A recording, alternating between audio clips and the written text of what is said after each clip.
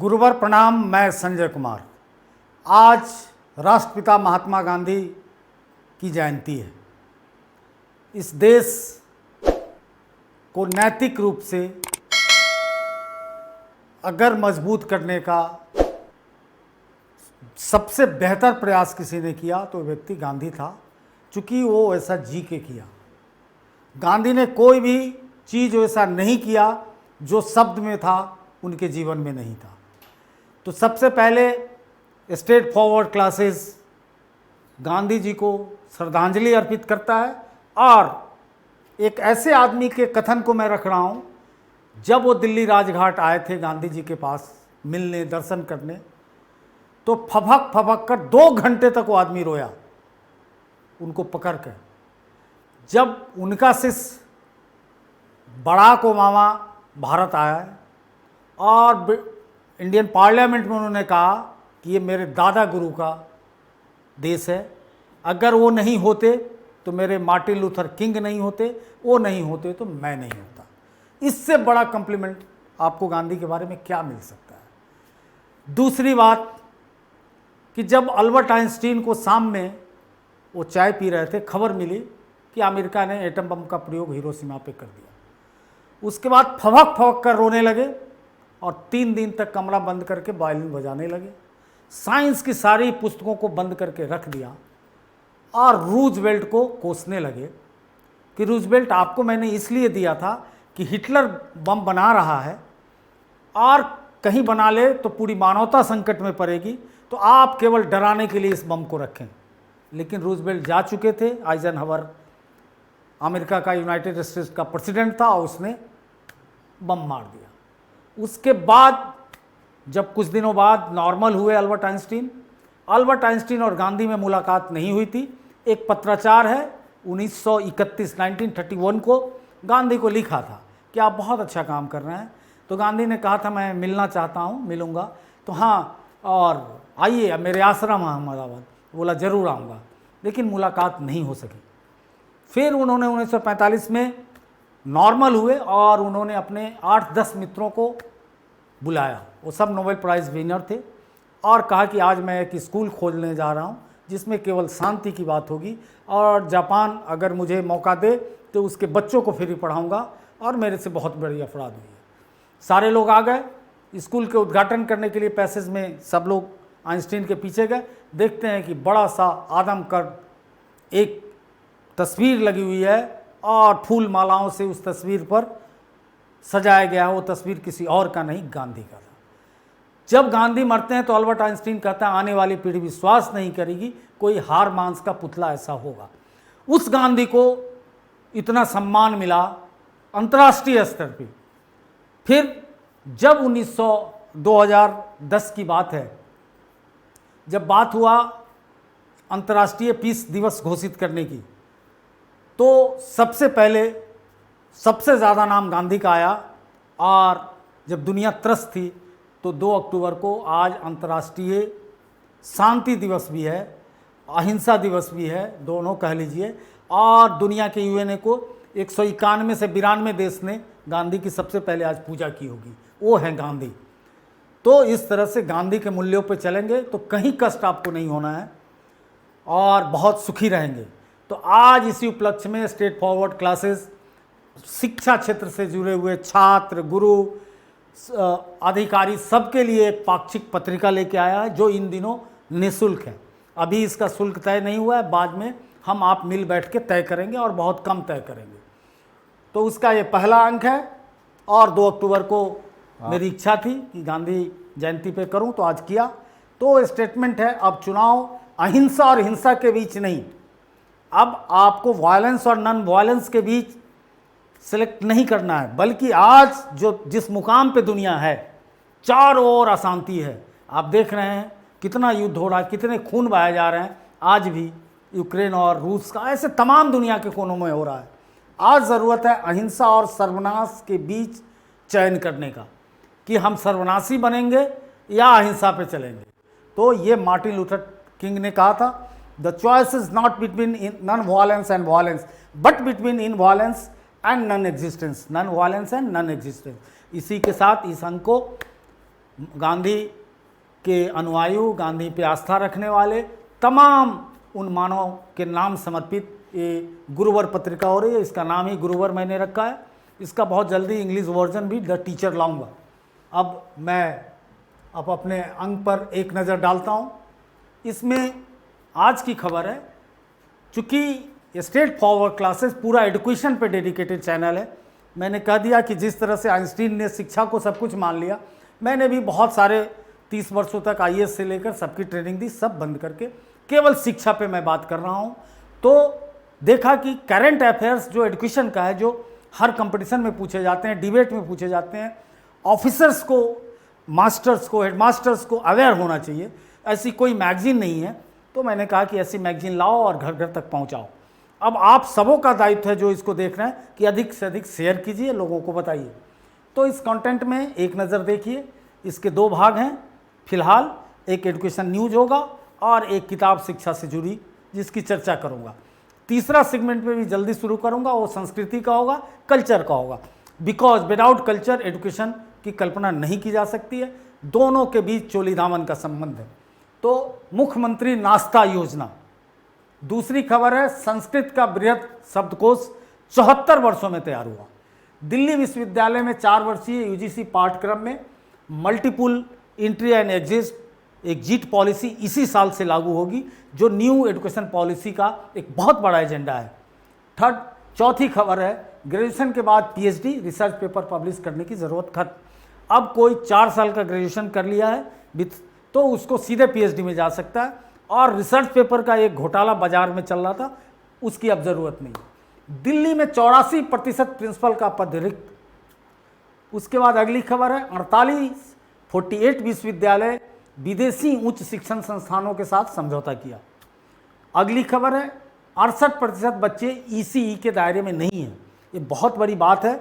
New education policy में अगर सबसे न्यू कोई चीज़ है तो ये एलिमेंट्री चाइल्ड केयर एजुकेशन को मेन स्ट्रीम एजुकेशन में ले लिया गया है।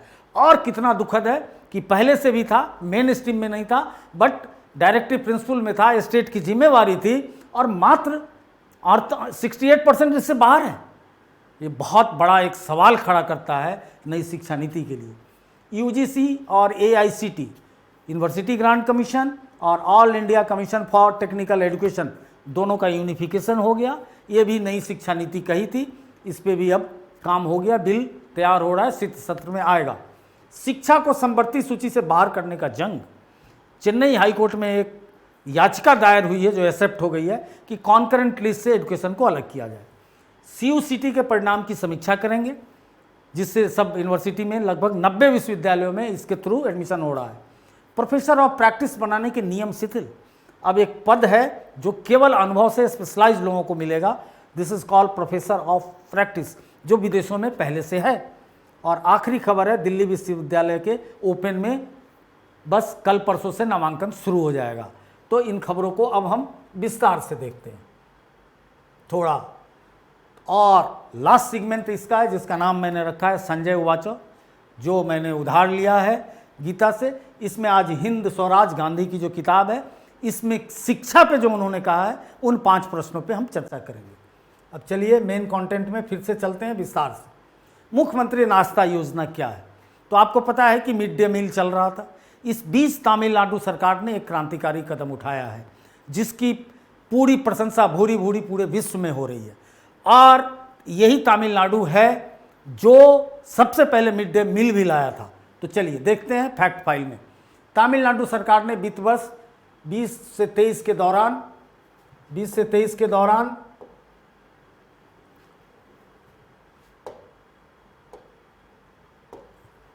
राज्य भर के कक्षा 1 से 5 तक 1.14 लाख से अधिक बच्चों को लाभान्वित करने के लिए 1545 सरकारी प्राथमिक विद्यालयों में मुख्यमंत्री नाश्ता योजना के पहले चरण लागू करने का आदेश जारी किया है। मुख्यमंत्री स्टालिन ने छात्रों से कहा है कि चूंकि सुबह का नाश्ता छोड़कर स्कूल आ रहे हैं, इसीलिए सरकार ने सरकारी स्कूलों में नाश्ता उपलब्ध कराने का फैसला किया है। प्रत्येक छात्र को सब्जियों में सांभर के साथ 150 से 200 ग्राम नाश्ते में पका हुआ भोजन उपलब्ध कराने की बात की गई है।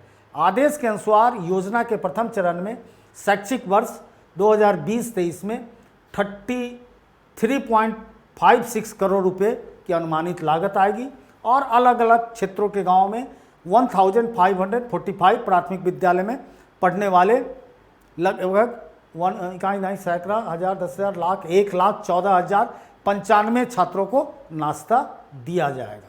नाश्ते में 50 ग्राम चावल या सूजी प्रति बच्चा प्रतिदिन, अस्थायी रूप से उगाए गए अनाज, 15 ग्राम दाल, सांभर, स्थानीय रूप से उपलब्ध सब्जियां प्रदान की जाएगी।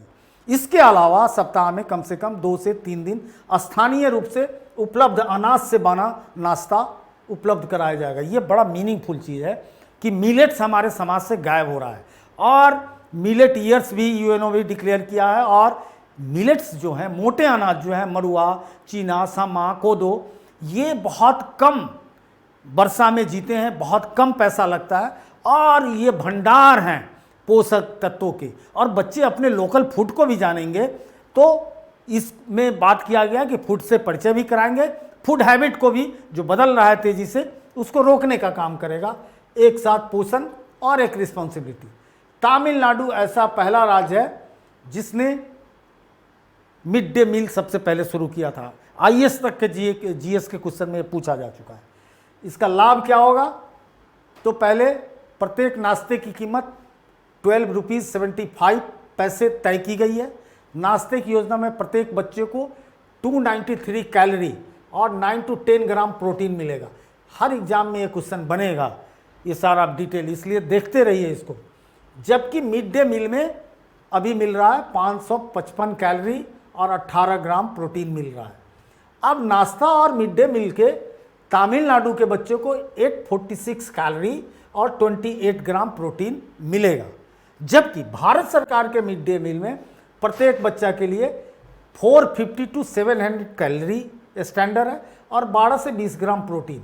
तो प्रोटीन भी जो बॉडी बिल्डर कहलाता है और कैलोरी भी प्रॉपर बच्चों को मिलेगा। तो नो डाउट ये बच्चे नेशन का ज़रूर निर्माण करेंगे। अब थोड़ा बैकग्राउंड पे बात करें। आज से 102 वर्ष पूर्व तमिलनाडु में मिड डे मील की शुरुआत 1920 में हुई थी और तत्कालीन मदुरई के तत्कालीन महापौर पी थेनगिरी शेट्टी ने स्कूल में टिफिन योजना की शुरुआत की थी। लेकिन चूंकि म्यूनिसिपैलिटी उन दिनों अंग्रेजों के पास थी, मद्रास प्रेसिडेंसी के अंदर कुछ डिबेट हुआ, विड्रॉ कर लिया गया 2 साल के अंदर। अगेन 1925 में इसको शुरू किया गया, लेकिन ये भी नहीं चला। अंततोगत्वा 1950 में कामराज कांग्रेस के वहाँ मुख्यमंत्री बनते हैं और मिड डे मील की शुरुआत होती है, जिससे प्रेरणा लेकर भारत सरकार ने पूरे देश में मिड डे चलाया। अब नेक्स्ट खबर, संस्कृत का बृहद कोश तैयार। धन्य है भारत, बहुत लोग मैकाले जैसे लोग बेवकूफ़ी करके चले गए बिना ज्ञान को समझे हुए।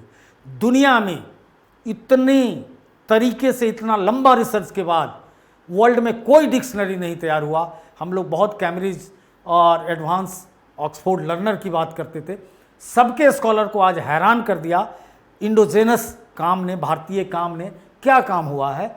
तो डेक्कन सोसाइटी का नाम आप आज़ादी के आंदोलन में बहुत सुने हैं। पूना में डेक्कन इंस्टीट्यूट ऑफ टेक्नोलॉजी है, उसके विद्वानों ने 1948 से डिक्शनरी पर काम करते रहे 74 सालों तक। अब फाइनल डिक्शनरी का सेट तैयार हो गया, अब आम लोगों के लिए इसको खोला गया है, बहुत बड़ी बात है। अब इसकी पूरी कहानी समझिए। इसको बनाने में 74 ईयर्स लगे। दुनिया की सबसे बड़ी ये डिक्शनरी है। 22 रिसर्चर, शोधकर्ताओं और प्रोफेसर्स की टीम लगी थी। भारत में दुनिया की सबसे समृद्ध संस्कृत की डिक्शनरी तैयार की गई है। हालांकि अभी भी इस पर काम जारी है। इसे तैयार करने के लिए संस्कृत के 22 शोधकर्ता और प्रोफेसर की टीम के अलावा 7 दशकों 70 ईयर्स से ज़्यादा के इंतजार के बाद Deccan college of post graduate and research institute Sanskrit dictionary के इस्तेमाल करने के लिए छात्रों और आम लोगों को अनुमति मिल गई है। इसे तैयार करने की शुरुआत 1948 में हुई थी। इस संस्कृत के शब्दकोश की संख्या 20 लाख से ज़्यादा है। कितनी बड़ी बात है, कितना विपुल संसार है। आज जितने भाषाविद हैं बहुत खुश होंगे, चाहे नेम चॉम्स्की हो, अभी जीवित हैं, चाहे हमारे रामाकांत अग्निहोत्री हो जो भारत में है। तो डेक्कन कॉलेज के भाषाविद और संस्कृत के प्रोफेसर एस.एम. कात्रे ने इसको शुरू किया था, इस डिक्शनरी के प्रोजेक्ट को, और वो पहले इसके जनरल एडिटर है। चूँकि आप एजुकेशन का मैगजीन देख रहे हैं, कोई न्यूज़ चैनल नहीं, ये सारी चीज़ क्वेश्चन में कन्वर्ट हो जाती है। और बता दूं, इस पर MCQ भी आपको दूंगा। मज़ेदार बात है कि और इसको आप फ्री मंगा सकते हैं, अपना ईमेल आईडी भेजकर हमारे ऑफिस से संपर्क कर फ्री मिलेगा, और बाद में इस पर MCQ भी मैं बनाऊंगा, तो हर जगह ये काम आएगा। फिर इसके बाद प्रोफेसर A.M. घाटगे, जो फिलहाल हैं घाटगे, ने काम शुरू किया, और तब जाके ये प्रोजेक्ट पूरा हुआ। इसमें इसका 36वां वॉल्यूम अभी प्रकाशित होने को तैयार है, 35 वॉल्यूम प्रकाशित हो गया। 1948 से 1973 के बीच 40 विद्वानों ने डिक्शनरी के लिए काम किया था। बस इसकी शुरुआत ऋग्वेद से की गई है। इसमें ऋग्वेद के शब्दकोश का विशाल भंडार लिया गया है, उसके लेखों को इस्तेमाल किया गया है। शब्द सिलेक्शन के लिए 1464 किताबों को पढ़ा गया है। इसमें वेद हैं, दर्शन की किताबें, साहित्य, धर्मशास्त्र, वेदांग, व्याकरण, तंत्र, काव्य, महाकाव्य, गणित, वास्तुकला, चिकित्सा, पशु चिकित्सा विज्ञान, कृषि, संगीत, शिलालेख, युद्ध, राजनीति, संकलन जैसे विषयों से जुड़े शब्द की एंट्री इसमें मिली है। बहुत बड़ी बात है कि कोई फील्ड ही नहीं छूटा। रिपोर्ट के मुताबिक विद्वानों को 1464 किताबों को, शब्द को केवल अलग करने में 25 साल लग गए थे, और सारे शब्दों को एक स्लिप के रूप में 3057 धातु के बने दराजों में रखा गया, कि फिर कंपाइल इसी ढंग से होता है। और डिक्शनरी में सिर्फ उन्हीं शब्दों को शामिल किया गया है, और ये बताया गया है कि ये शब्द का रेफरेंस कहाँ है, संदर्भ कहाँ है, ये शब्द कहाँ से मैं ला के रख रहा हूँ। ये नहीं, इसकी ऑथेंटिसिटी क्लास की है। उसके बाद सारे रेफरल, जरूरी रेफरेंस बताए गए हैं। और जो सबसे लाख टके का क्वेश्चन है कि इस डिक्शनरी की शुरुआत अग्नि शब्द से होती है। अब उसकी भी कहानी है, कभी चर्चा करूंगा, क्योंकि अग्नि का बहुत बड़ी भूमिका है मानव सभ्यता में, तो इस पर बाद में करूंगा। अब दिल्ली विश्वविद्यालय में तीसरी खबर, UGC पाठ्यक्रम में मल्टीपल प्रवेश निकास, मल्टीपल एग्जिट और एंट्री। चूँकि न्यू एजुकेशन पॉलिसी कहती है कि कोई भी बच्चा ग्रेजुएशन में जाता है, अगर 1 साल वो पढ़ता है और कहीं नौकरी लग जाती है, किसी और काम में लग जाता है, तो उसका 1 साल बर्बाद मत होने दो। वो कहीं भी जाए और 1 साल की उसको डिग्री दो, तो उसका नाम होगा बैचलर इन सर्टिफिकेट, प्रमाण पत्र में स्नातक लेके जाए। 2 साल फौज में काम कर लिया, घर की कोई मजबूरी थी, माँ बाप की सेवा में मदद लगा दिया, कोई हादसा हो गई, अपना व्यापार कुछ दिन संभाल लिया, फिर उस बच्चे को मन हुआ स्थिति ठीक करके पढ़ूंगा, फिर वो आ गया, उसको एंट्रेंस टेस्ट नहीं देना होगा, यही क्लियर करना था, CUET नहीं देगा, फिर वो दिल्ली यूनिवर्सिटी में जिस सब्जेक्ट में था वहाँ जाएगा, एडमिशन उसका होगा। एडमिशन कैंसिल नहीं हुआ है, ये याद रखिएगा। और वो गया, और फिर 1 साल बाद वो सोचा कि डिग्री लेके चलूँ, कुछ और काम आ गया, तो उसको मिलेगा ग्रेजुएशन इन डिप्लोमा। उसके बाद फिर आ गया, अब मिलेगा उसको ग्रेजुएशन पक्का BA की डिग्री 3 साल पूरा करने के बाद मिलेगा ग्रेजुएशन इन 3 इयर्स। अगर वो 4 साल करता है तो ग्रेजुएशन विथ रिसर्च की डिग्री मिलेगी। और सबसे बड़ी बात ये है कि ये सारे क्रेडिट उसके क्रेडिट बैंक में जमा होंगे, और 7 साल तक उसका रजिस्ट्रेशन वैलिड रहेगा। 7 साल में अगर इस काम को 3 साल का नहीं कर पाता है, तब उसके रजिस्ट्रेशन खत्म हो जाएगा, फिर से उसको नए प्रोसेस में आना होगा। तो ये नई शिक्षा नीति के बाद को केंद्रीय विश्वविद्यालय दिल्ली ने इसी सत्र से लागू कर दिया है। ये बहुत खुशी की बात है। नेक्स्ट खबर कि ग्रेजुएशन के बाद PhD रिसर्च पेपर पब्लिश करने की ज़रूरत खत्म। तो ग्रेजुएशन के बाद होता क्या था, पहले तो आप समझिए कि जो अभी जो 4 साल में कोई भी आदमी BA पास करके भी सीधे जा सकता है। क्या नई शिक्षा नीति कहती है कि अगर 4 ईयर का आपने ग्रेजुएशन कर लिया, उस डिग्री का नाम ही होगा 4 ईयर ग्रेजुएशन विथ रिसर्च। उसके बाद आप चाहें तो MA में जाएंगे तो 1 साल का MA होगा, या आप B.Ed करने जाएंगे तो 1 साल का B.Ed होगा। लेकिन इंटर के बाद कोई B.Ed करने जाएगा तो 4 साल का होगा। लेकिन कोई ग्रेजुएशन के बाद जाएगा तो उसका बीएड 4 साल का अगर ग्रेजुएशन करके गया है तो 1 साल का होगा, 3 साल का करके गया तो 2 साल का होगा। बड़ी सारी मीडिया में कन्फ्यूजन रहती है, मत घबराइएगा। और उसके बाद आप सीधे पीएचडी में गए, और पीएचडी में जाने के लिए आपको कम से कम डिस्टिंक्शन चाहिए उस सब्जेक्ट में, 75% मार्क्स या उसके बराबर ग्रेड होना चाहिए, और तब आप सीधे पीएचडी प्रोग्राम में चले गए। अगर आप एमए करना चाहते हैं तो एमए भी कर सकते हैं, 1 ईयर में ही आपका एमए पूरा हो जाएगा। 3 साल वाला एमए कोई करना चाहता है उसका भी नहीं रुकेगा, लेकिन उसको 2 साल का एमए करना होगा। तो आप डिग्री ले लिए, और उसके बाद एक होता था कि पीएचडी के दौरान आर्टिकल पब्लिश होना चाहिए, ये होना चाहिए, उस पर मार्क्स डाल दिए गए थे कि इतना मिलेगा, वो सबको ख़त्म किया।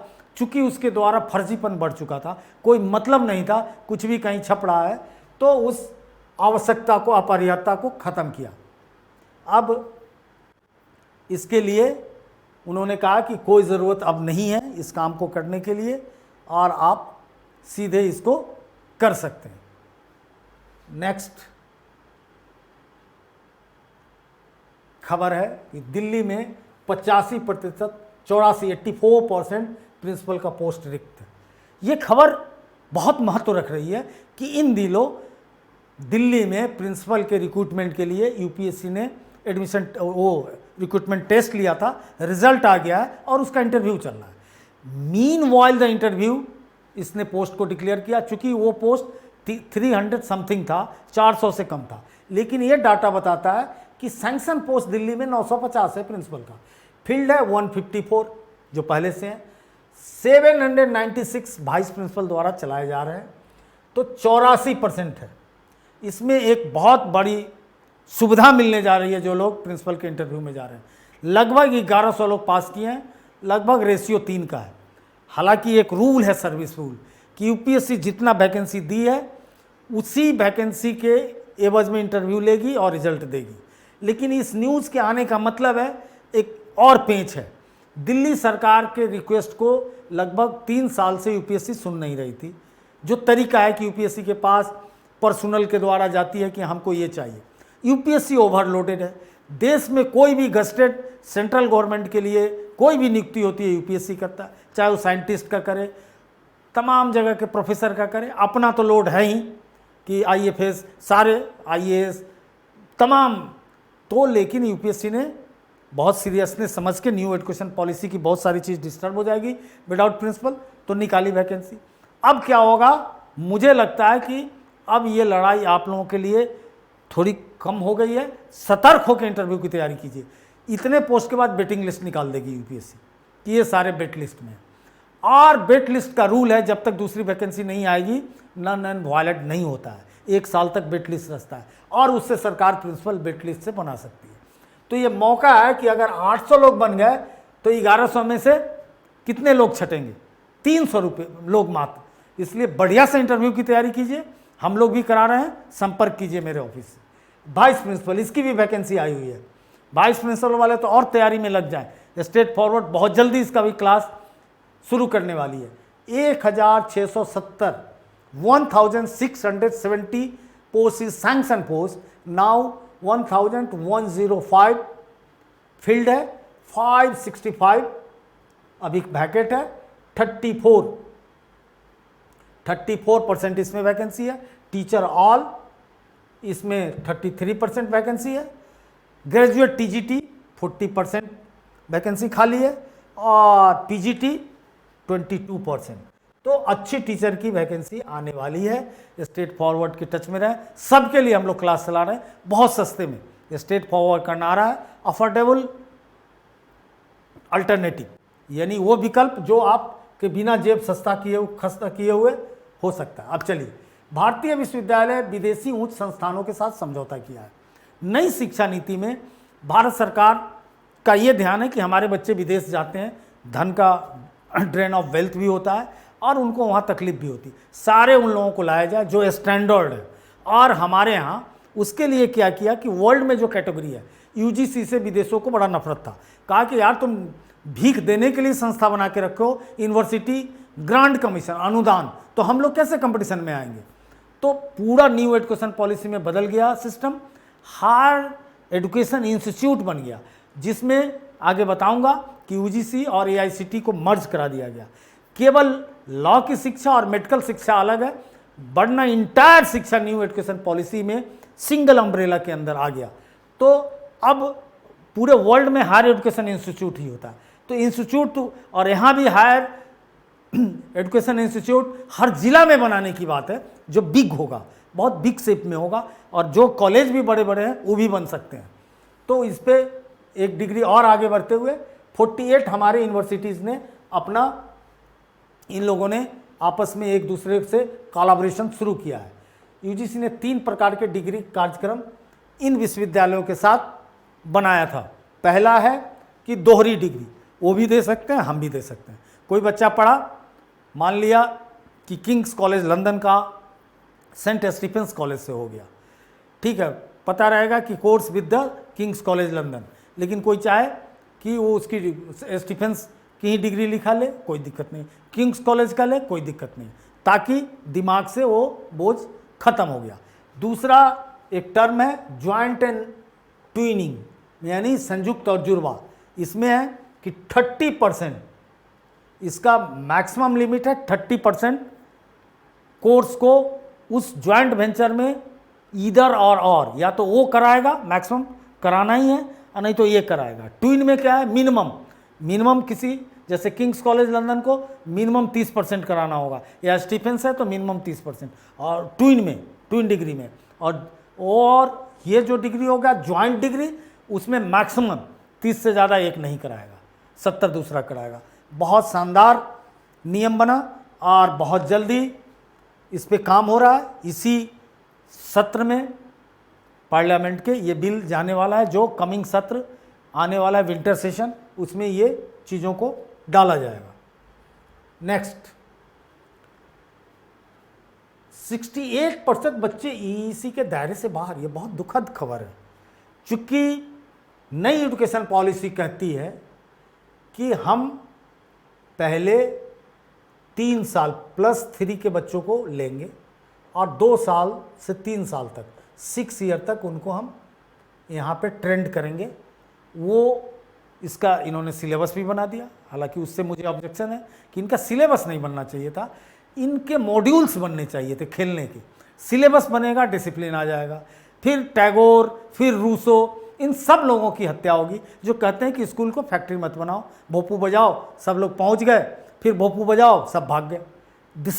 लेकिन ये चीज़ बहुत होना जरूरी था भारत जैसे देशों में, चूंकि सोशियो इकोनॉमिक गैप इतना ज़्यादा है, सामाजिक आर्थिक, कि एक रिक्शा वाला का बच्चा है वो क्या केयर करेगा, एक कम पढ़ा लिखा है क्या करेगा, जो पढ़े लिखे हो तो कर लेते हैं। तो सबके लिए ये स्टेट की रिस्पॉन्सिबिलिटी है कि सबको स्वस्थ शिक्षा दें।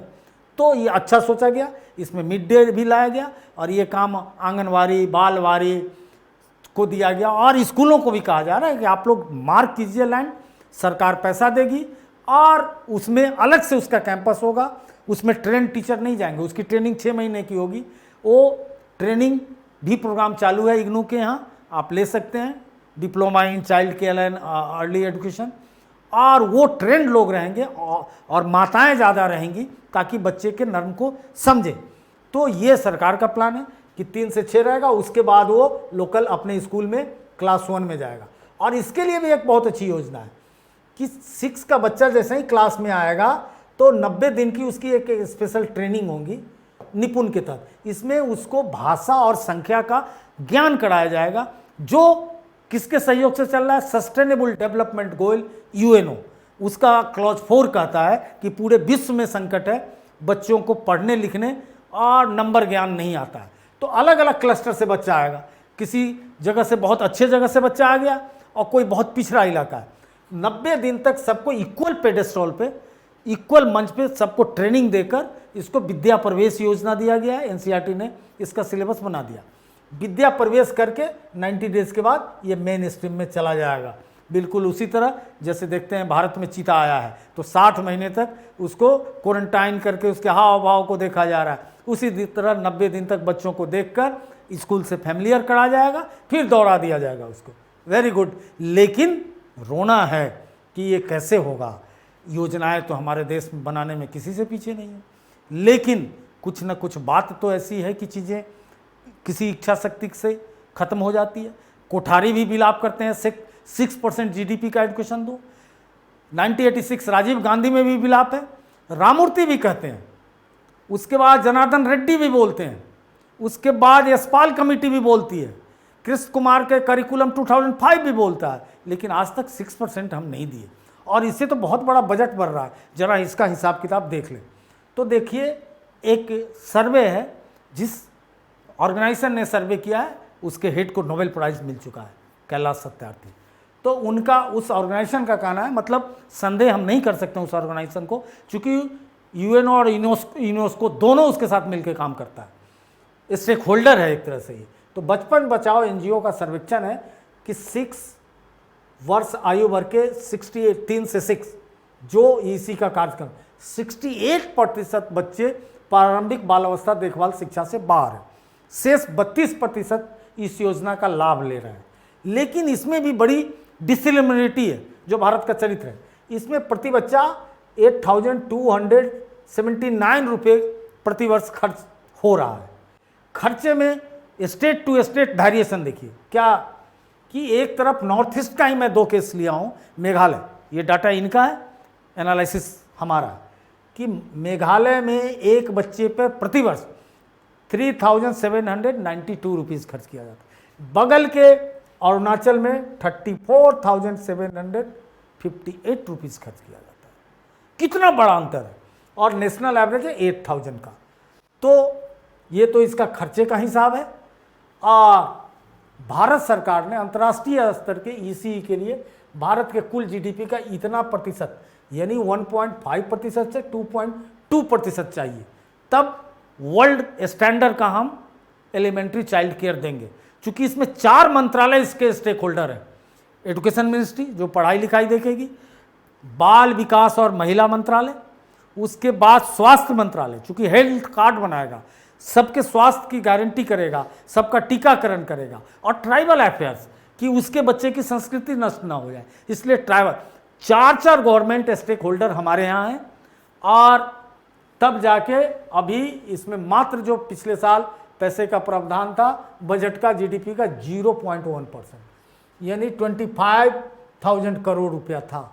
क्या होगा इनका, ये सोचने की बात है। और हमारा टारगेट है कि 2030 तक, हमारा नहीं है, सस्टेनेबल डेवलपमेंट गोल का है। और शिक्षा एक ऐसी चीज़ है जिसका अंतर्राष्ट्रीय सरोकार बहुत ज़्यादा है। पूरी मानवता लगी रहती है कि किसी भी दुनिया के देश में कोई अशिक्षित ना रह जाए, संसार के सुंदरता को न देखे। बहुत पैसा आता है अंतर्राष्ट्रीय संस्थाओं से, तो उसका कहना है कि सभी को शिक्षित करना है। अब इस बजट में क्या होगा, एक गंभीर सवाल है। नेक्स्ट, यूजीसी और एआईसीसी का एकीकरण, जो मैंने बताया था कि ये 2 संस्थाएं, यूनिवर्सिटी ग्रांट कमीशन और all India commission for technical education, जिसमें इंजीनियरिंग, जिसको मैं कहता हूँ कि डिप्लोमा डिजीज का शिकार रहा है भारत की एजुकेशन पॉलिसी, जिससे इस बार अलग हो रही है। तो नाउ यूजीसी और दोनों को क्लब किया जाएगा। क्लब करने की बात इस सरकार में 2018 में हुई थी, जब तक पॉलिसी आई भी नहीं थी। चूंकि यूजीसी के नाम से विश्व हरकता है कि अनुदान देने वाले देश में मैं कैसे जाऊंगा, हाउ इट पॉसिबल, हम कैसे कंपटीशन फाइट करेंगे। कैम्ब्रिज या ऑक्सफोर्ड चाहते हो, हार्वर्ड चाहते हो, तो पैसे से चलता है। तो लेकिन वो बिल ड्रॉप हो गया, तब तक नई शिक्षा नीति, पेंडेमिक सब आ गई। अब प्रॉपर बिल आएगा और इस बिल में ये दोनों को मिलाकर एक जो नियामक बनेगा, कोऑर्डिनेटिंग वो बनेगी संस्था, उसका नाम ही होगा हायर एजुकेशन इंस्टीट्यूशन। बहुत इंडिपेंडेंट मिजाज का होगा। और अभी जो इसके लिए कमेटी बनी है जो बिल पे काम कर रही है, उसके अध्यक्ष यूजीसी के ही होंगे। संजोग से एआईसीटी के जो हेड थे वो रिटायर कर गए, विनय सहस्त्रबुद्धे। दोनों चार्ज में जगदीश कुमार जी ही हैं, तो कोई दिक्कत नहीं है चेयरमैन। और 2 लोग वहाँ से होंगे, यूजीसी के वाइस चेयरमैन होंगे, और नहीं, एआईसीटी के वाइस चेयरमैन, यूजीसी के सेक्रेटरी और एआईसीटी के मेंबर सेक्रेटरी, और चौथा जगदीश कुमार जी होंगे। तो इसको रिपोर्ट देना है और आने वाले कमिंग सेशन में इस पर बिल आ जाएगा। काम इनको क्या करना है, तो उन क्षेत्रों को चिन्हित करना जिसमें दोनों नियामक मिल के काम करेंगे।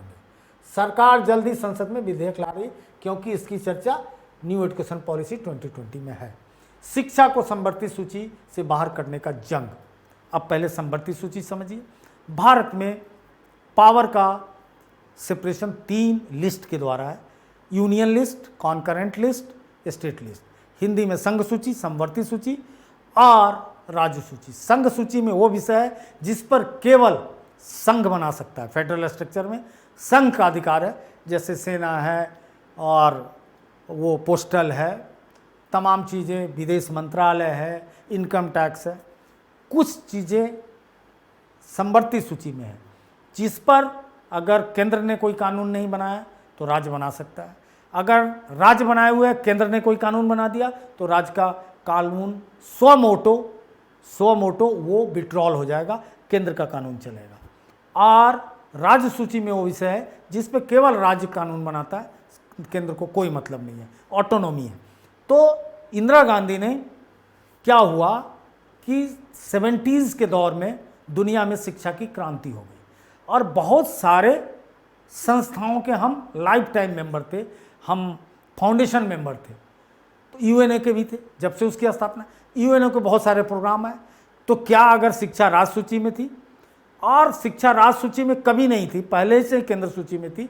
क्या हुआ कि 1919 में चेम्सफोर्ड सुधार आया, हर 10 साल पे वो लाते थे, तो स्टेट को ऑटोनॉमी दी गई और जिससे डायरेक्टरी इन स्टेट की शुरुआत हुई, शिक्षा राज्य सूची में चली गई और फिर वो राज्य सूची में ही रही। 1935 में भी स्टेट लिस्ट में रहने दिया गया। संविधान सभा ने वो इसको स्टेट लिस्ट में रखा संस्कृति के नाम पे कि कहीं संस्कृति ना किसी राज्य की खत्म हो जाए, संघ में लाके।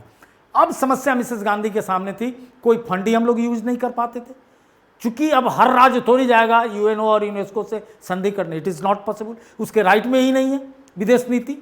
तो बहुत सोच के इंदिरा गांधी ने इसको 42 अमेंडमेंट, जो भारत का मिनी कॉन्स्टिट्यूशन अमेंडमेंट कहलाता है, उसके तहत शिक्षा को कॉन्करेंट लिस्ट में लाया गया और इसीलिए शिक्षा में रात दिन इतनी तरक्की हुई। बल्कि एक लॉबी जो है, जो एक बड़ी लॉबी है जिसमें मैं भी हूं, कहता हूं कि शिक्षा को यूनियन लिस्ट में कर दो, एक जैसी शिक्षा कर दो और 20% सिलेबस को आज़ाद कर दो कि आदमी अपने स्टेट के हिसाब से रखे। अगर यूनियन लिस्ट में हो जाता है तो सेंट्रल स्कूल में एडमिशन के लिए क्यों इतनी मारामारी होती है, सारे एमपी रोते रहते हैं, नवोदय में क्यों होती है? इट मीन्स कि ये प्रूवन डैट कि सेंटर की चीज़ें ठीक चल रही है, लोगों की आस्था है। कई स्टेट गवर्नमेंट सैलरी नहीं देते हैं, टीचर का रिक्रूटमेंट नहीं करते हैं। अभी अभी बिहार का केस आपने देखा है। तो कैसे, हाउ इट पॉसिबल कि एक देश में, दिल्ली में केजरीवाल इतनी अच्छी शिक्षा दे रहा है और बिहार में नीतीश कुमार ने हत्या कर दी शिक्षा की?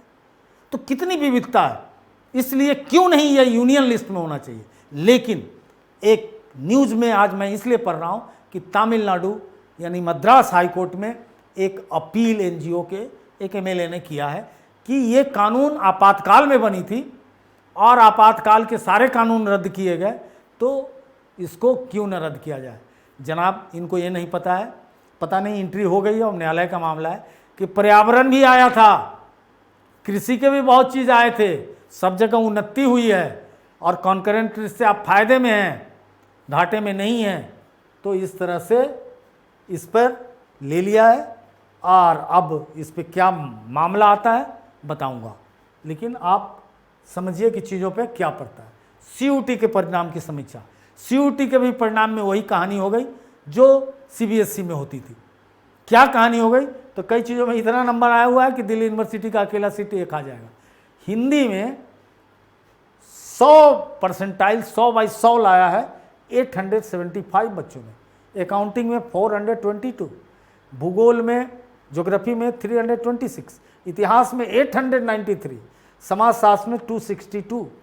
इतने बच्चे इतने परसेंटाइल डिक्लेयर्ड अभी तक के रिजल्ट में लाए हैं। ये हाल है। अब प्रोफेसर ऑफ प्रैक्टिस बनने के नियम शिथिल। प्रोफेसर ऑफ प्रैक्टिस की आवाज़ बहुत दिनों से उठ रही थी। कोई मूर्तिकार है, उसके पास कोई पीएचडी की डिग्री नहीं है, अगर वो फाइन आर्ट पढ़ाना चाह रहा है तो उसे तो घुसने नहीं दोगे। राम सुतार जी हैं, बहुत बड़े मूर्तिकार हैं, सब जगह वर्ल्ड फेम के गांधी के मूर्ति उन्होंने बनाया, वो पढ़ाना चाहे तो नहीं मौका है। तो कहा कि नहीं, अगर किसी को अपने फील्ड में एक्सपीरियंस से 10 से 15 साल का मिनिमम अनुभव है और वो प्रतिष्ठित व्यक्ति है, वो उसको लोग जानते हैं, बहुत सारे अवार्ड है, पद्म अवार्ड है, तमाम मिले, उनको अनुबंध पे 5 साल के लिए प्रोफेसर ऑफ प्रैक्टिस उस क्षेत्र में बनाया जाएगा, ताकि सारे से क्षेत्र का इक्वल विकास हो सके। खासकर उस व्यक्ति को किन किन फील्ड का अनुभव अच्छा होना चाहिए, तो science and technology, social science, media, सैन्य सेवा, इन क्षेत्रों में जिनका अनुभव है, शानदार प्रदर्शन जिन्होंने किया है, उनके लिए 10% प्रोफेसर का सीट रिजर्व होगा और 5 साल के लिए उनको मौका मिलेगा और ये उनके पास 15 वर्षों का लगातार सेवा देने का अनुभव हो। अब आखिरी खबर कि दिल्ली विश्वविद्यालय में ओपन में नामांकन शुरू। दिल्ली विश्वविद्यालय ओपन में एक विश्व का इतिहास है। पंडित जवाहरलाल नेहरू चाहते थे कि अधिक से अधिक लोग तक शिक्षा पहुंचाऊं, तो पहला विश्वविद्यालय आयोग जो बना, जिसको हम सब सर्वपल्ली राधाकृष्णन आयोग 1948 बोलते हैं, हायर एजुकेशन के लिए बना था। तो हुआ कि कॉलेजेस खोलने में टाइम लगेगा, सीट्स कम है, तो 1956 में दिल्ली यूनिवर्सिटी में पूरे भारत के लिए थ्रू कॉरेस्पॉन्डेंस डिग्री देने का काम शुरू हुआ और सीट अनलिमिटेड था। बड़ी प्रतिष्ठा पाई दिल्ली यूनिवर्सिटी ने। आज इग्नू एक फुल डिस्टेंस एंड ओपन का डेडिकेटेड यूनिवर्सिटी है, फिर भी उसको ये प्रतिष्ठा नहीं है जो दिल्ली यूनिवर्सिटी के SOL का है। आज भी भारतवर्ष के बच्चे आते हैं और यहाँ एक बहुत बड़ी घटना होने जा रही है जो थ्रेट करती है इग्नू को भी। क्या बहुत बड़ी घटना होने जा रही है? तो यहाँ तो अब अगले सप्ताह यानी आज 2 अक्टूबर है और 4-5 दिनों के बाद यहाँ एडमिशन चालू होगा। बहुत कोर्स इनोवेटिव लाए गए हैं और नियम बड़े शिथिल किए गए हैं, तो इसको हर कोई अच्छे से जान ले। तो कैसे होगा एडमिशन ये समझिए। तो इसके लिए CUCT पास होना ज़रूरी नहीं है, ओपन है एडमिशन। इनका समर्थ पोर्टल है, वहाँ पे जाइए और आप अपना एडमिशन लीजिए। कोर्स क्या देंगे? BA BCom नहीं, कोर्स नहीं। अब BA और BCom में एक बहुत बड़ी समस्या थी SOL में, school of open learning SOL का। क्या समस्या थी? तो पहले 40% 12 के मार्क्स पे एडमिशन होता था, अब इसको शिथिल करके 33% कर दिया गया। काहे किया गया है? चूंकि नई शिक्षा नीति कहती है कि हायर एजुकेशन में ग्रॉस इनरोलमेंट रेशियो 50 उसको चाहिए। 50 चाहिए तो कैसे आएगा? सबसे मेजर यूनिवर्सिटी इग्नू में ये था, तो बच्चे 40 से कम वाले इग्नू भागते थे। अब इसने कर दिया पूरा देश का बच्चा जो जस्ट पास हो, 33 का मतलब इंडिया में होता है जस्ट पास, 40 एक ग्रेड होता है, तो कोई भी एडमिशन ले सकता है और CUCT पास होने की ज़रूरत नहीं है। दूसरी क्रांतिकारी घोषणा किया है कि आखिर होगा तो दिल्ली यूनिवर्सिटी, फैकल्टी इसके होंगे। दिल्ली यूनिवर्सिटी का मैनेजमेंट का दुनिया में नाम है, वो 3-4 IIM के बाद उसी की प्लेसमेंट है। तो पहली बार SOL में मैनेजमेंट शुरू होने जा रहा है, उसके बाद BBA शुरू होने जा रहा है, उसके साथ साथ BA BCom, political science, English आदि में ऑनर्स विषय की शुरुआत होने जा रही है। एक शिक्षा जगत की सबसे क्रांतिकारी खबर है। अब चलिए इस समाचार, इस पाक्षिक के, इस फोर्टनाइटली के दूसरे सेगमेंट में आते हैं। संजय उवाचो। संजय मेरा नाम है, मैंने नकल किया है श्रीमद् भगवत गीता। आज इस सेक्शन में हर बार किसी किताब की चर्चा होगी। फिलहाल मैं चर्चा करने जा रहा हूँ महात्मा गांधी के हिंद स्वराज का। क्या है हिंद स्वराज? तो देखिए, हिंद स्वराज महात्मा गांधी की बड़ी ओरिजिनल कृति है। जब महात्मा गांधी दक्षिण अफ्रीका में थे, लंदन गए थे और लंदन से जब वो लौट रहे हैं तो लौटते समय बहुत सारे प्रश्न उनके मन में आया। तो उसी जहाज के मस्तूल पे बैठकर और टॉयलेट पेपर लेकर लगभग 276 पेजेस में हिंद स्वराज को उन्होंने लिखा। लिखने का स्टाइल रखा उन्होंने जो यूनानी स्कॉलर्स का स्टाइल रहा है, जो प्लेटो स्कूल का रहा है, सुकरात स्कूल का रहा है, क्वेश्चन एंड आंसर मेथड। सारे क्वेश्चन हाइपोथेटिकल थे, अपने मन से क्वेश्चन की इन्होंने कल्पना की और उसका आंसर दिया। All are contemporary questions temporary relevance का क्वेश्चन था। और बाद में गांधी ने एक जगह कहा है कि ये सारे प्रश्न मेरे मित्र प्राणजीवन मेहता जो डॉक्टर थे और बहुत गांधी को मदद किए कि उनकी उपज थी और आंसर मेरा है। मतलब जो इनका डिस्कोर्स और डिस्कशन प्राणजीवन मेहता से होता होगा उसको इन्होंने स्वीकारा है। बड़ा डेप्थ में जाके कहीं मुझे मिला था, अभी अगर आप स्रोत पूछेंगे तो मुझे याद नहीं है, क्योंकि स्ट्रेट फॉरवर्ड का एक और प्रिंसिपल है कि जो कुछ भी मैं पढ़ाऊंगा उसका सोर्स कोई पूछ सकता है, लेकिन वो सोर्स मुझे एग्जैक्ट याद नहीं है, किसी डायरी में होगी। लेकिन तो इसमें कुल 20 अध्याय हैं। तो अध्याय 18वां 18 एजुकेशन पे डेडिकेटेड है। हमारा कंसर्न एजुकेशन है, इसलिए हम पूरे किताब की चर्चा नहीं करेंगे। हालांकि मैं 2 बातें बता दूं, इस पूरे किताब पे जितने टॉपिक हैं वर्ल्ड इस पे सोच रहा है।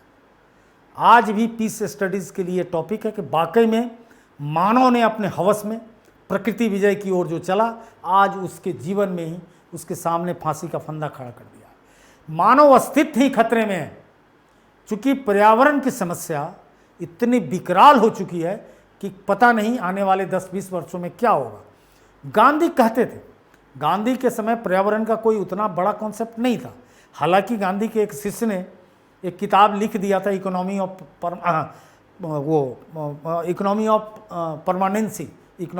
परमानेंसी, जिसका नाम हुआ सस्टेनेबल डेवलपमेंट आजकल लोग कहते हैं।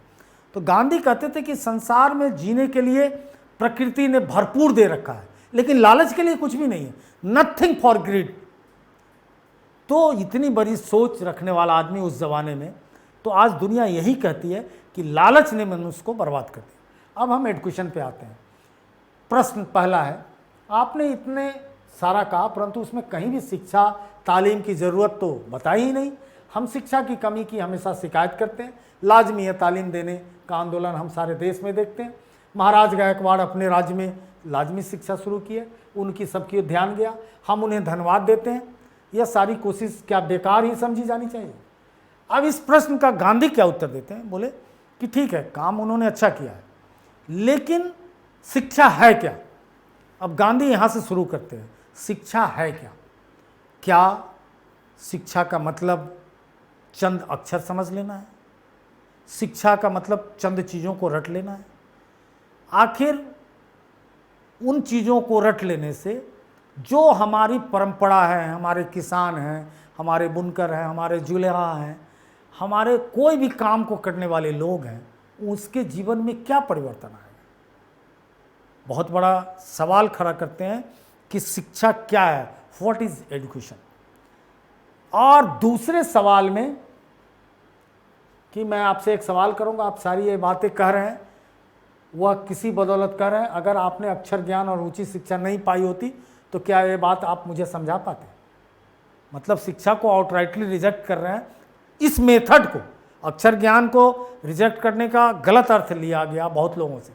इन्होंने मेथड, सिलेबस, करिकुलम को रिजेक्ट किया है, उस अक्षर से प्राप्त ज्ञान को नहीं किया है। लेकिन फिर सवाल किया गया कि आप इसको आउटराइटली रिजेक्ट कर रहे हैं, आप इतना जो समझा रहे हैं, आप तो बड़े पढ़े लिखे हैं, बैरिस्टर हैं। तो गांधी को थोड़ा और आपसे को नज़दीक गांधी को लाता हूँ आपके लिए। गांधी के जीवन में सीखने की बड़ी ललक है। एक बार क्या होता है कि इससे पहले, ये घटना 1906-07 की है, और इससे पहले 2004-05 के बीच गांधी डरबन एक पोर्ट सिटी है, और जोहानसबर्ग जा रहे थे। लगभग 1400-1500 किलोमीटर की यात्रा थी, 24 घंटे लगते थे ट्रेन से। स्टेशन पे इनके एक मित्र जो उन दिनों संपादक थे, पोलाक, खूब नाम सुनते होंगे, बड़ी उन्होंने चर्चा की है, बड़ा लंबा चौड़ा कदकाठी और साउथ इंडियन थे। पोलाक ने एक पतली सी किताब दी। वो किताब कुछ और नहीं, ऑन टू दिस लास्ट था, रस्किन का। गांधी लिखते हैं कि इस किताब ने 24 घंटा मुझे सोने नहीं दिया, चैन नहीं लेने दिया, बेचैन कर दिया। आखिर क्या है वो? 100 पेज की भी नहीं है, आप लोग कोई भी नेट से डाउनलोड करके इंग्लिश एडिशन पढ़ सकते हैं। लेकिन उस किताब में गांधी को उन सारी चीज़ों का अर्थ मिल गया। हालांकि गांधी कहीं खोल के कहते नहीं हैं, लेकिन उन दिनों पूरे विश्व में समाजवाद का बड़ा बोलबाला था। कार्ल मार्क्स आदर्श पुरुष थे। कहीं ना कहीं मार्क्स से गांधी को लगता था कि भारत की संस्कृति नष्ट हो जाएगी। कल्चर के प्रति बड़ा डेडिकेटेड आदमी है, सनातनी हिंदू हैं, लेकिन पाखंड नहीं है। उनका ईश्वर कोई मंदिर में नहीं रहता है, वो कहते हैं सत्य ही ईश्वर है। इस पर भी डिबेट है। पहले उन्होंने कहा ईश्वर सत्य है, बहुत हंगामा हो गया उनके आश्रम में कि भाई हम जो नास्तिक हैं और वो कहाँ जाएंगे। तो बहुत कम करेक्शन जीवन में गांधी ने किया है, कहा कि नहीं, ट्रुथ इज गॉड। तो गांधी वो का ईश्वर अध्यात्म था, आध्यात्मिक चेतना, जो भारत की विशेषता है। गांधी को रियल सेंस में रस्किन में मार्क्स का भी समाधान मिल गया, चूंकि रस्किन कहता है कि ट्रस्टीशिप का कॉन्सेप्ट, ट्रस्टीशिप का न्यास तंत्र क्या है, जिसको यहां लगाया, जिसके तहत पूरा जमनालाल बजाज ने अपनी संपत्ति दे दी, बिरला ने इतनी मदद की कि आप संपत्ति है आपको, लेकिन आप इसके ट्रस्टी हैं, यानी विवेक से खर्च करेंगे, विलासिता में नहीं। ये आप चूंकि कुशल मैनेजर हैं, मैनेज कीजिए, लाखों को रोजगार दीजिए, ये आप अपनी बपौती इसको मत समझ लीजिए। तो कहीं ना कहीं डिफ्यूज मार्क्सवाद को कहा है। दूसरी बात जो उन्होंने सीखी कि कोई भी काम का उतना ही मूल्य है। ये नहीं कि कोई श्रमिक अगर जी रहा है श्रम से रिक्शा चला के तो उसका मूल्य कम है एक प्रोफेसर से। दोनों के जीवन की आवश्यकता एक है और दोनों का पारिश्रमिक एक होना चाहिए। ये भी मार्क्स का आग्रह था और ये रस्किन में भी इन्होंने पढ़ा। कोई छोटा बड़ा नहीं है और हर कोई को काम करके खाना चाहिए। गांधी के दिमाग में भूचाल ला दिया, अरे क्या बात। और आज मार्क्स और रस्किन दोनों पश्चिम में बसते हैं। आप इंग्लैंड चले जाएं, वहाँ के स्वीपर में और प्रोफेसर में बहुत अंतर नहीं, वो भी मर्सिडीज से आता है सफाई करने, कोट पैंट पहनकर। तो this is the beauty of best, ये पश्चिम की ये चीज़ है। गांधी ने वहीं से शिक्षा को, श्रमिक शिक्षा का महत्व समझा कि श्रम करने वाला को कोई कमज़ोर नज़र से देखने की ज़रूरत नहीं है, कोई बहुत अपमानित निगाहों से ना देखें। पूरा कॉन्सेप्ट क्लियर कर दिया।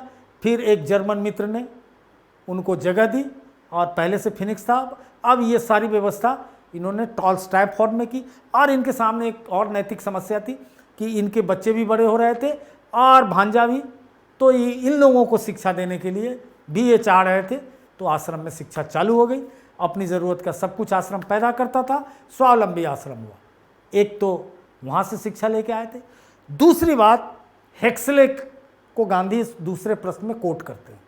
हेक्सले एक ब्रिटिश स्कॉलर है।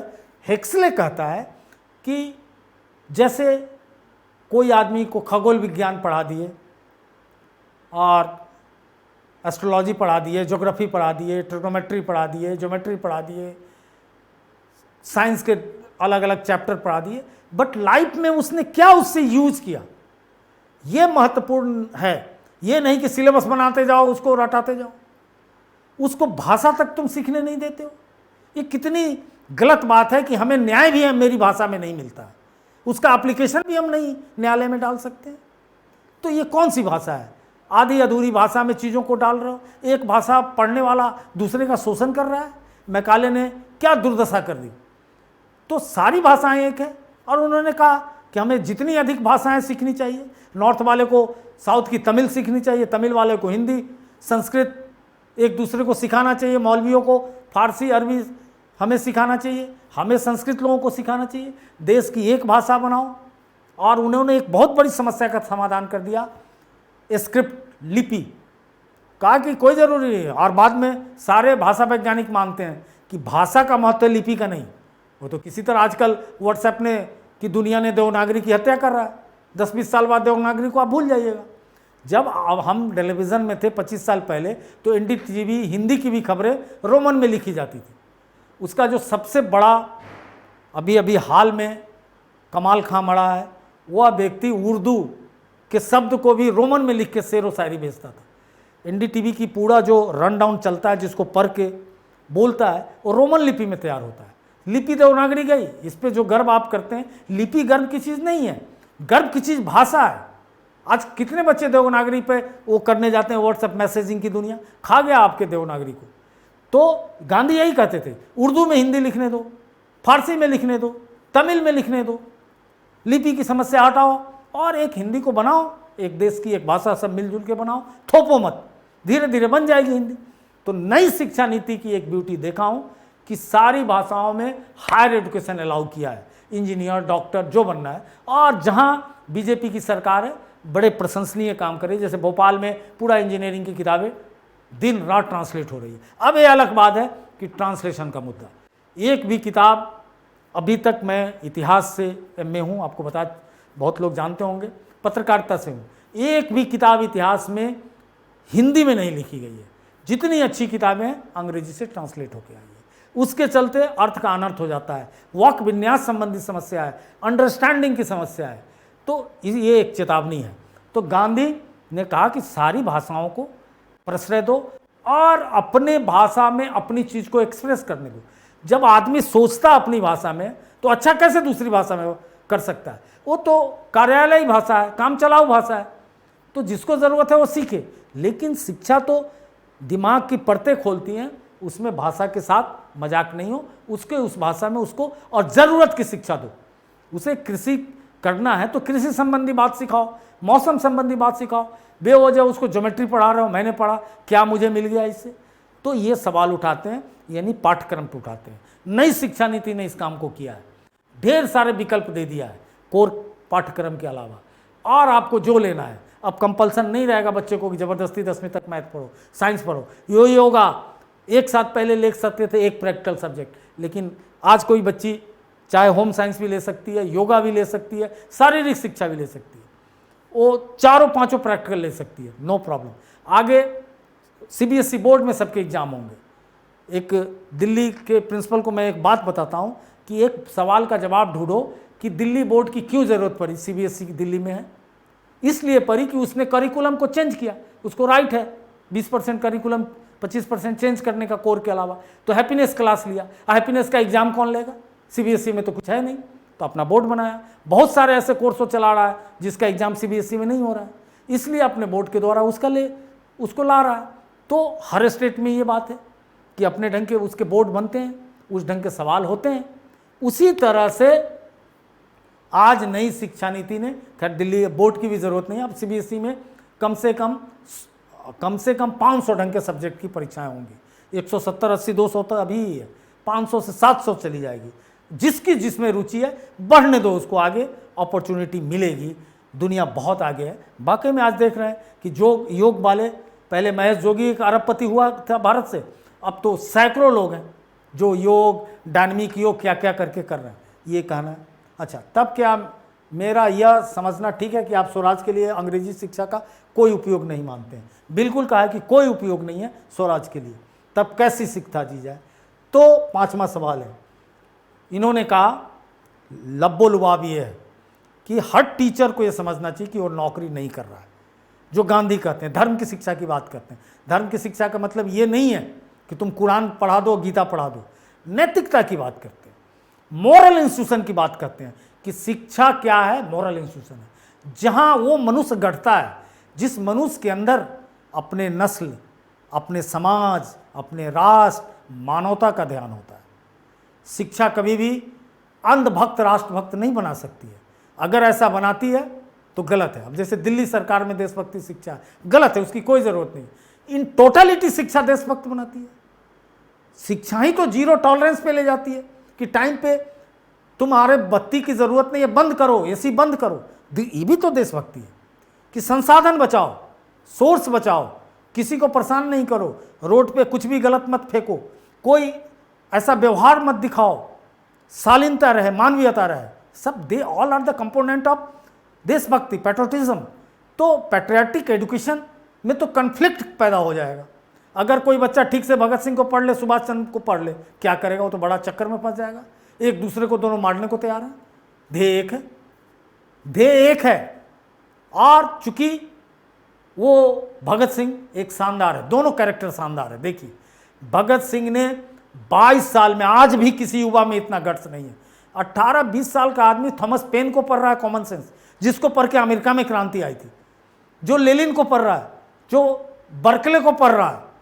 इतना टैलेंटेड 22 साल में तो आदमी को चलने नहीं आ रहा है और वो इसको पढ़ रहा है और वो समाजवादी क्रांति की बात करता है। अपने पार्टी का नाम रख देता है Hindustan socialist Republic army, socialist जोड़ता है। और एक तरफ अंधभक्त हैं सुभाष बाबू, सब कुछ होते हुए भी आईसीएस की नौकरी छोड़कर आने वाला आदमी, और अपनी मिट्टी के लिए सब कुछ उसी आधार पे वो करना चाहते हैं जिस आधार पे एक वंदे मातरम जो किताब लिखी गई है उस हिसाब से वो देश चलाना चाहते हैं। तो कहता है, और एक तरफ वो भी गांधी के दीवाने, राष्ट्रपिता बोलते हैं। सुभाष बाबू ने ही राष्ट्रपिता कहा था।